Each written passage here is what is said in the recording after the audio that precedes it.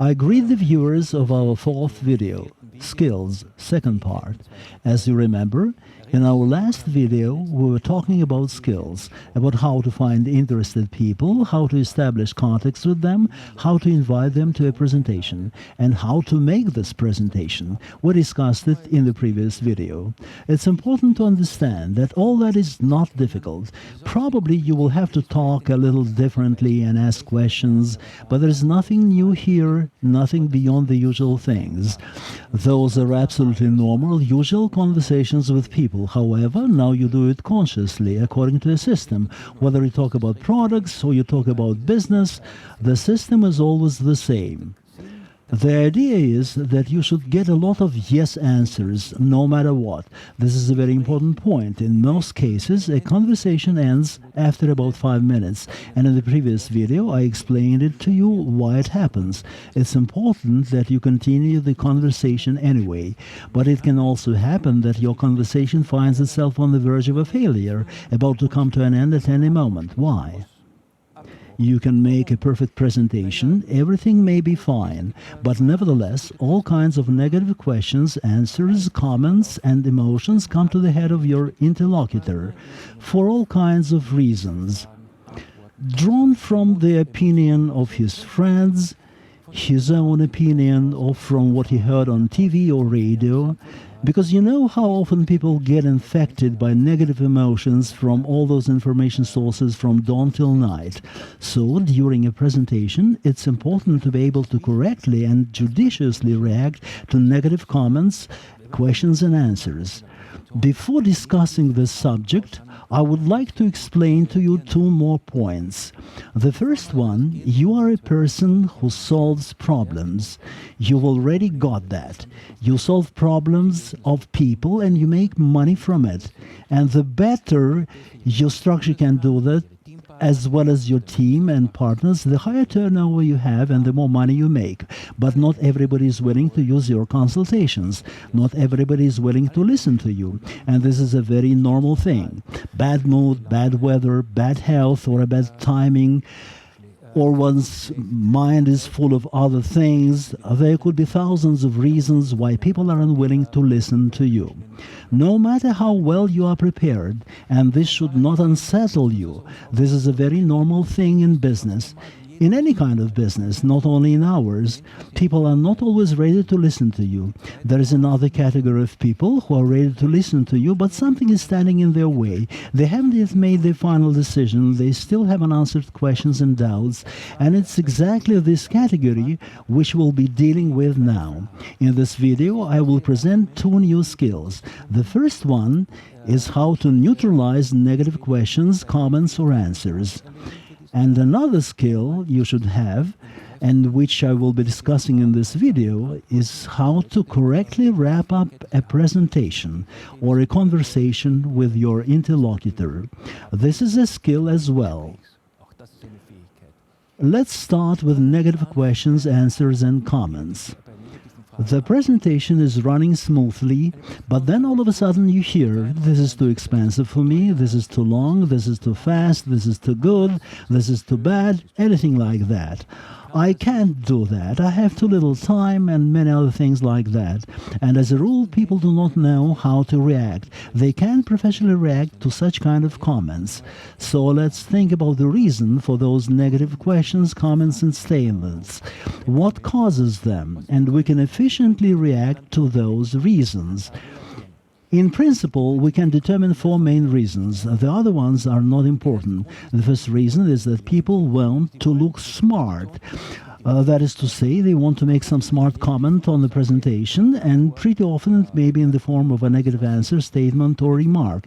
The next reason is the existing negative experience, either one's own or that of one's friends. The third reason is having doubts about one's own capabilities. And the fourth one is when the presentation is just poorly made. Let's start with the fourth reason. Do you remember the previous video?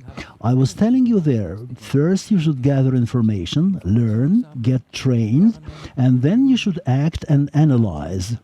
That is, before you start talking to people, you should very well learn both the products and the Vivasan business.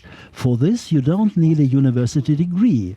You have just to take a look at the websites I have recommended, to look through catalogs, to download literature. You should be able to easily find your bearings among the products. Haven't I told you in the previous video, a person who doesn't like this business, all those food additives, aromatherapy, everything that is related to beauty and health, who doesn't like it all, doesn't belong in this business, since you should show your sincere interest in the products.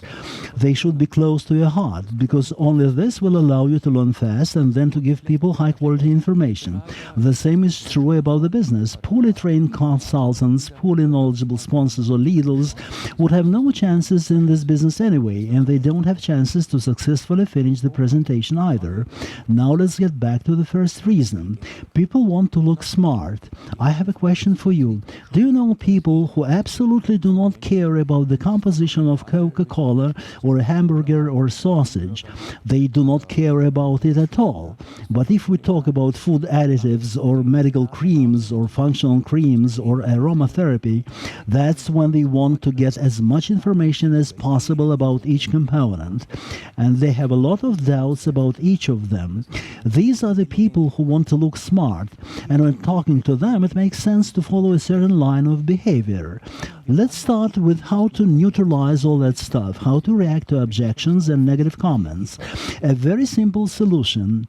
As is always the case in our business, you should just start thinking a little different. If you face something negative, first of all, you should always show your agreement. Never try to argue. It won't give you anything. For example, a guy is telling you, no, your products are too expensive. If you reply to this, nothing of the kind. All my lady friends use our products. They like them very much, they're efficient and not at all expensive. What then will be the end of this conversation? The same as in the conversations you had a long time ago.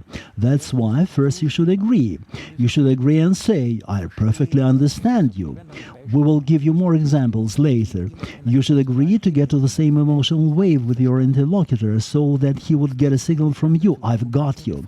Then, after your agreement, there comes a question. I've already given you 4 reasons why negative questions, objections, and comments arise. And there is a proper question for each of those reasons.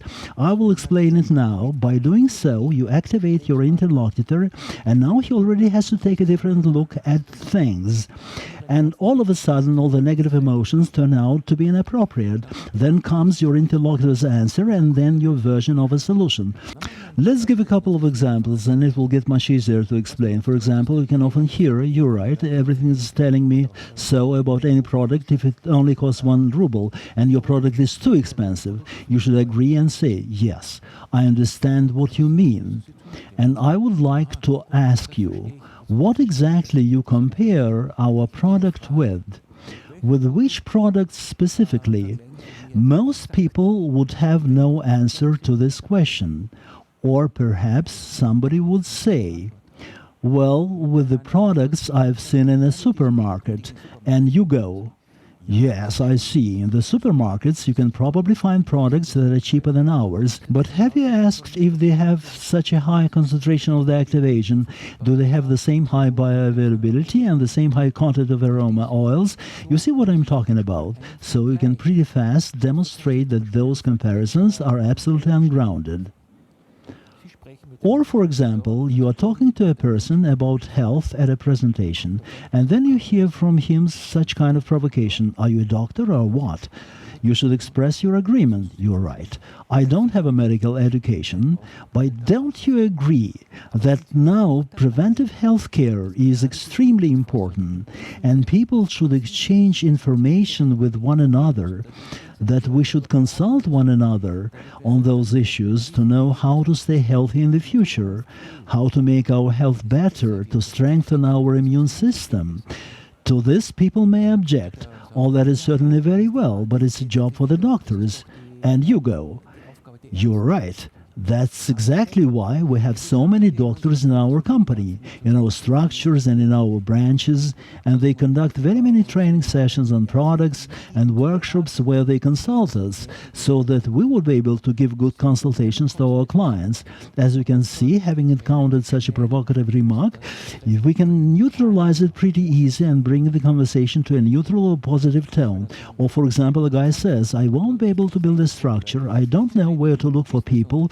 If you're talking about business, and the guy says, I don't know where I can get people from, I don't think I'll be able to build a structure. This is a typical example of a person having doubts about his abilities. You should agree with him and say, yes, you are right, I know, and I've already seen a lot of people who are telling me the same, and I understand it. And that's why there is a special training system in our company.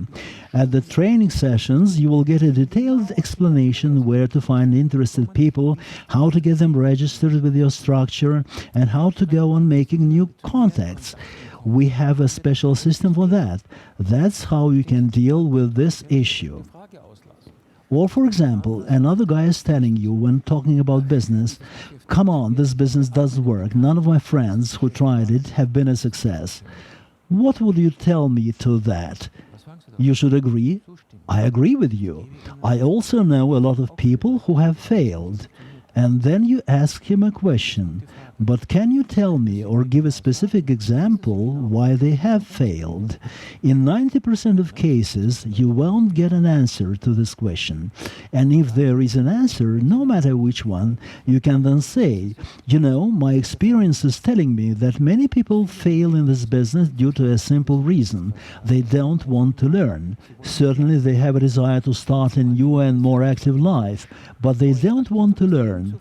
They do not go to workshops, to training sessions or presentations. They do not read books, do not gather information. They don't come to my business training sessions. You see what I mean here? And thus, you have already offered the guy a version of solution. That's how this tactic looks like. First you agree, then you ask a question, if it's necessary, then listen to the other guy's answer and come up with your version of solution. In more than 90% of cases, this tactic allows you to successfully neutralize all the negative aspects that may arise in the course of a presentation. Also, I have prepared a little aid for you. That is, if you come to our Vivasan internet store, to its literature section, you will find a book there, My First Steps in the Vivasan Business. In this book, there is a chapter on neutralizing negative arguments, comments, and objections, with 30 most important examples of how to deal with such situations, as well as advice how you can react to them. Download this book from our website and get familiar with this chapter. It is very easy. Now we move to the following subject, which is no less important: how to correctly finish the presentation. So, we have made a contact, we have had a conversation, we have identified the problem, come up with a version of its solution, having invited the interlocutor to a presentation and having conducted it, and we were even able to neutralize the negative questions, answers, and comments. How to finish this presentation now? The goal is either the product or the product plus business. That is a registration. One of the goals is to be achieved, or better, both of them. Did it ever happen to you that after a brilliant presentation, people were telling you, I have to talk about it with my husband or with my daughter, or I have to think about it some more time, or I have to read more about it, and a lot of other things like that. And then, sometime later, you find out that those people show up in a different structure as consultants, leaders, or clients, and you are deeply disappointed. And the reason is very simple. The point is that you didn't have a correct finale. And the correct finale is not taking somebody into doing something, but exactly having a good finale to a conversation. And it's also a kind of art. It's a skill that you can master. How it could be done? Very simple, with the help of several questions. Let's look at first at a business option, then at a product option. So you've told about the business. On vivasanbusiness.com, you've shown everything there is to be shown. Maybe you watched a couple of videos together, and everything everything was fine. And now you're asking the next question, what did you like best? Thus snatching the initiative from the other guy. Don't wait for him to say something. Ask him yourself, what did you like best? From the presentation, of course. He may say, I like this and that, but...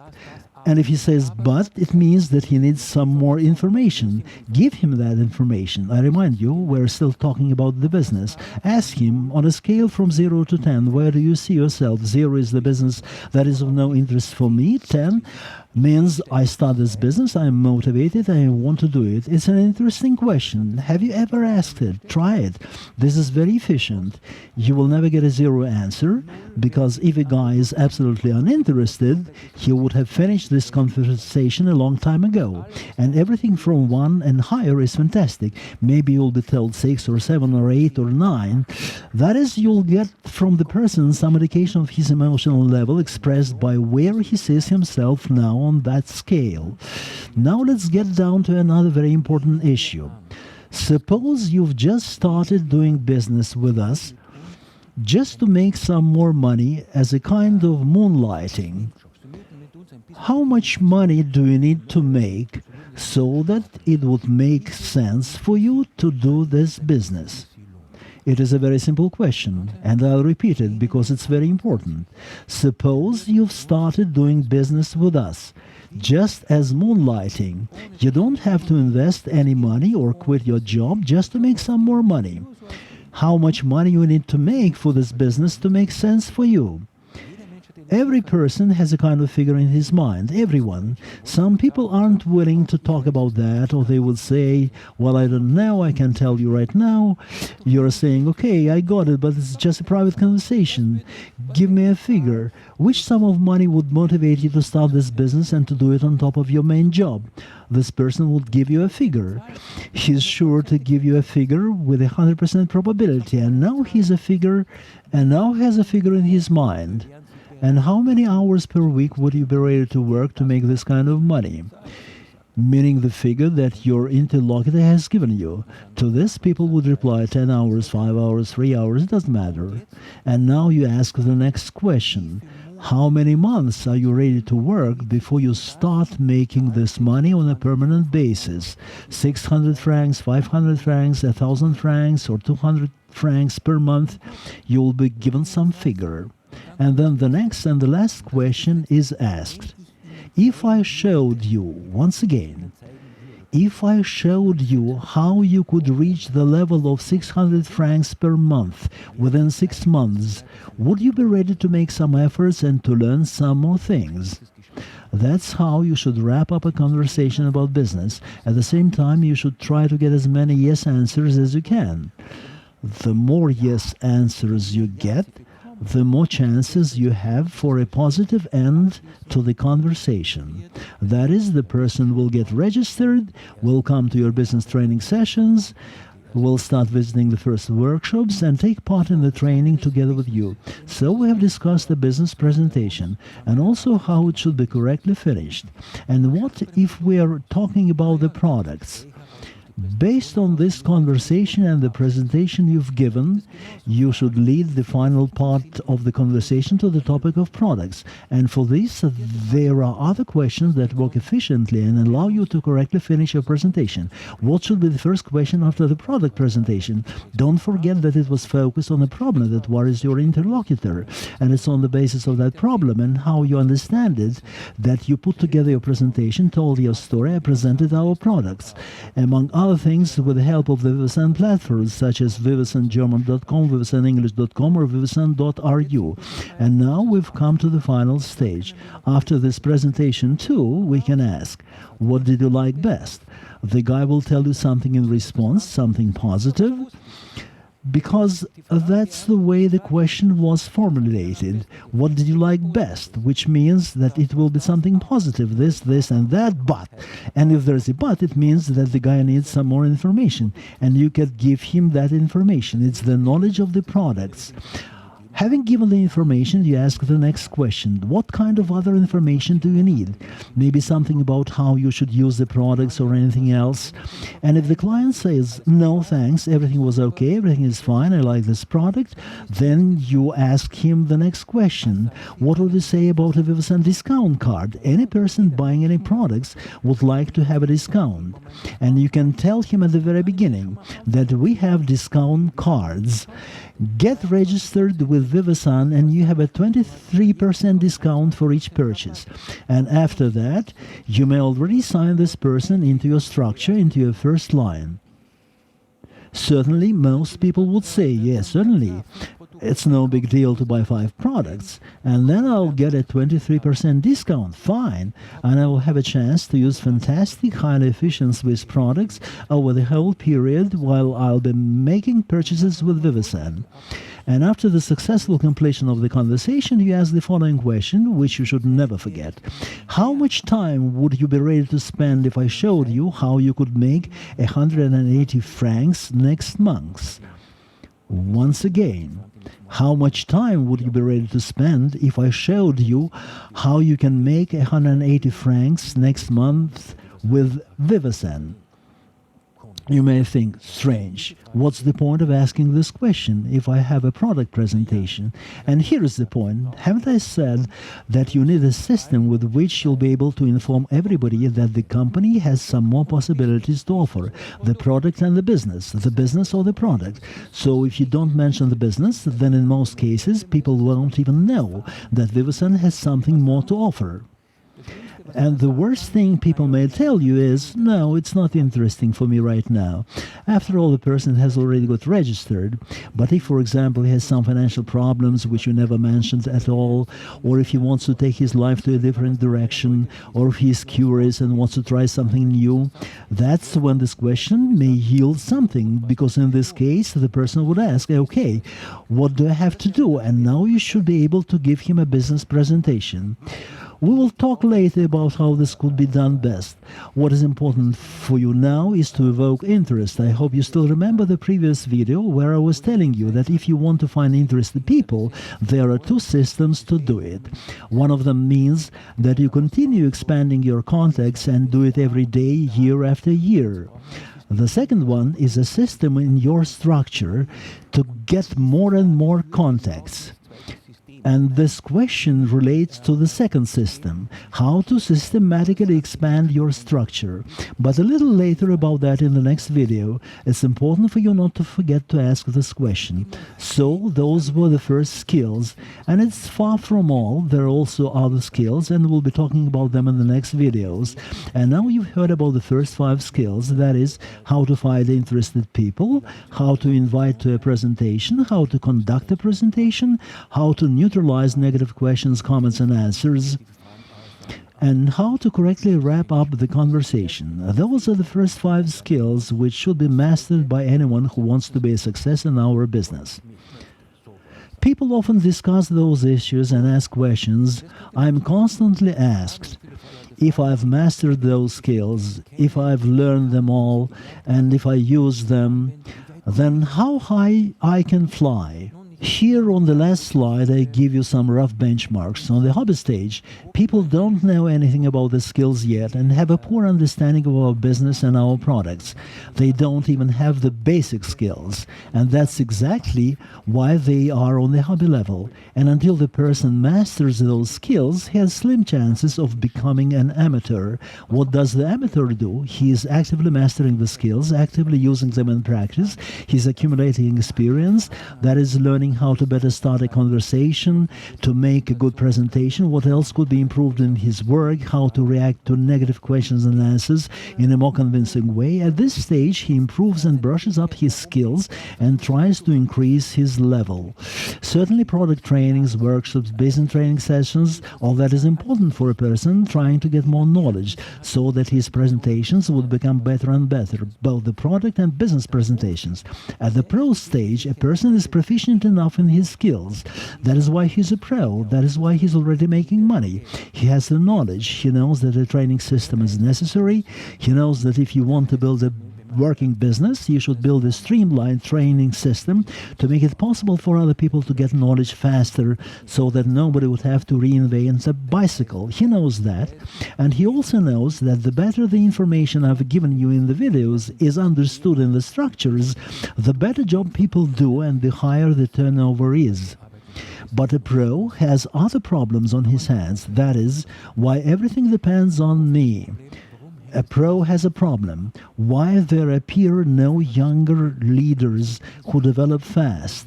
A pro has a problem. Why all the people don't always come to my business classes or to my product presentations? A pro has a problem. He understands if I do nothing, then nobody will do anything in my structure either. That is, if I go on vacation, then my structure will also be on vacation. Nothing will be done and my turnover will go down. If I don't always keep my finger on the pulse, my turnover is getting down. So those are the problems which the pro faces. He doesn't have any problems with the skills. He's already mastered them. Now he's facing different problems, systemic ones. And this is exactly the topic for the following videos. In them we will look into the subject of leadership. What is the leadership all about? What does it mean to become a leader? How to work out a system? How to improve the skills? We'll talk about a quick start, about promotions, about events. We'll talk about workshops, training sessions, who organizes them and how. We'll be discussing all those issues. There is more than one video in store for you. And now I would like to thank you and to express hope that now you have an understanding of our business and that you know what you want and why those 5 main skills are necessary to reach the pro level. Thank you.